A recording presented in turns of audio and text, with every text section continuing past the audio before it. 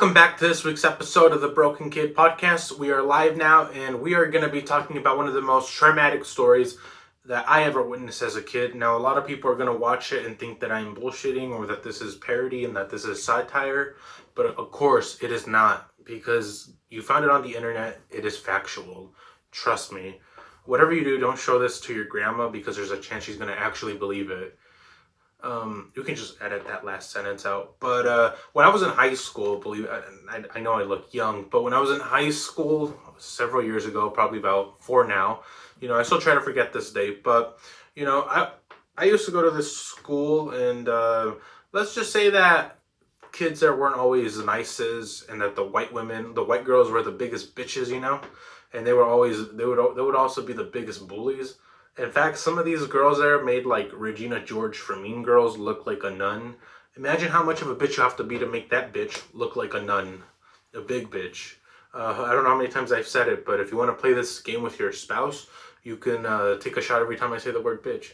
But anyhow, one time I got actually attacked by one of the jocks, and he ended up hanging me on the flagpole, and I remember that part was scary. So yeah, there's no discrimination, and it's just a whole terrible school. I couldn't wait to graduate, especially after what happened. But there was this poor girl, and her name was Carrie, and it was spelled Kerrie, and I thought she was really good looking. I thought she was hot. She was like naturally beautiful, and she didn't need makeup. But a lot of girls, because she had a crazy mom who was like a Bible thumper, and because she dressed like a frumpy woman, like a hippie, it's almost like she wore like attractiveness repellent. Anyone who could remotely be attracted to her, she like did everything possible. But she was pretty quiet, a little weird, but she looked pretty innocent. And then I remember one time there was an incident where apparently this video got leaked of her in the bathroom, and she was all bloody and stuff, and apparently it was her period. And I didn't see the video, but then everyone who took that video got suspended. Now, I didn't know this, but what happened is that one of the girls who felt guilty, who was there recording the video, decided to arrange something with her boyfriend that would ask Carrie out so that she could go to prom. Now, for anybody who knows what prom is, you know that it's just a humiliation ritual. For some people, it's a success, because if you're cool and rich and famous and white, you might get nominated. But if anything else, you won't get it.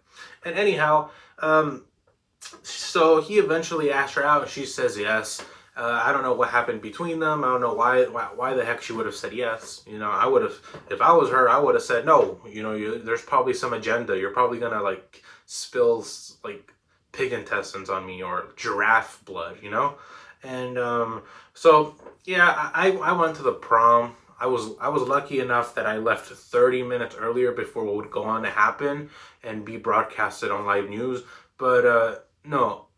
Thank God I left 30 minutes earlier, because people decided to overload. They decided to prank this poor girl who was at prom, who had already been humiliated with the bathroom video, and they decided to overload the voting system with a bunch of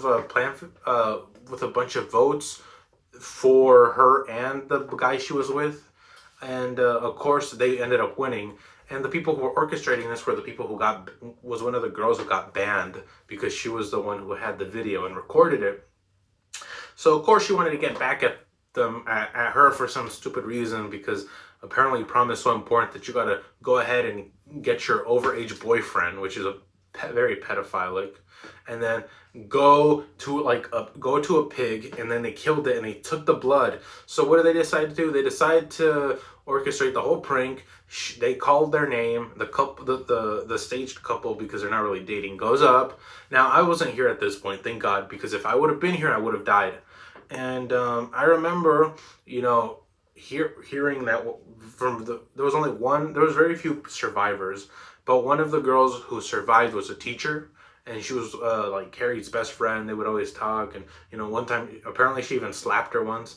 The teacher slapped the kid Carrie, but from what I heard, as soon as they got up on stage, a few seconds after, like this a load of like what we didn't they didn't know it was blood, but it was blood, and they examined it later through DNA testing, and they found out it was pig blood, which is just so messed up.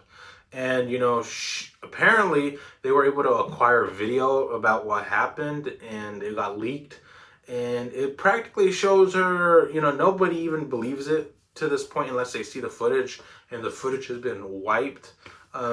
The real footage, because there is the footage in the movie that was made for the 2013 remake, and yeah, no, it captures it pretty well. What I would say is that when I saw the video, that there was a lot more blood, and in fact, I saw her rip one of the girls limb by limb.